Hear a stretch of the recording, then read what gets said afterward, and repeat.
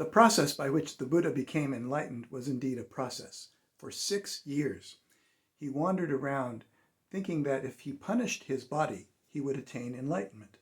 So he deprived himself of all the pleasures of being a human being, the company of other people, food, sleep, clothing. And then he realized that that wasn't working. He already knew from growing up as a wealthy person that indulging his body was also not a path to enlightenment.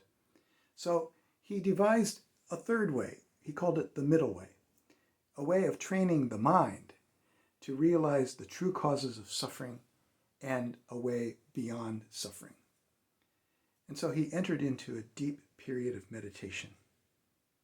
Some say it was 1 night, some say 3 nights, some say 45 nights. And he realized during this period of deep meditation that it's our attachment and our craving to certain things that leads to suffering. Because when we don't get those things, then we suffer because we don't have them. Or we have them and we lose them and we suffer.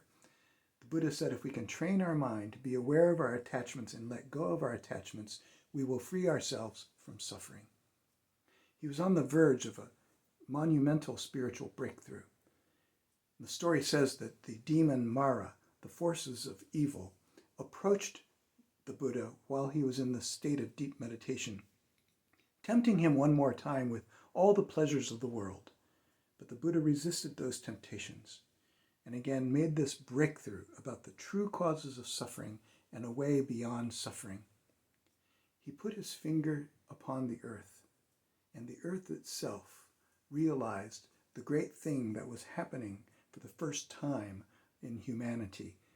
And the earth spoke and said, "I bear witness." And it was at that moment, as the sun rose, that the Buddha realized that he was enlightened and that he would then share this good news with others by building a community of those who he would teach deep meditation to so that they also could be enlightened. This story teaches us a lot.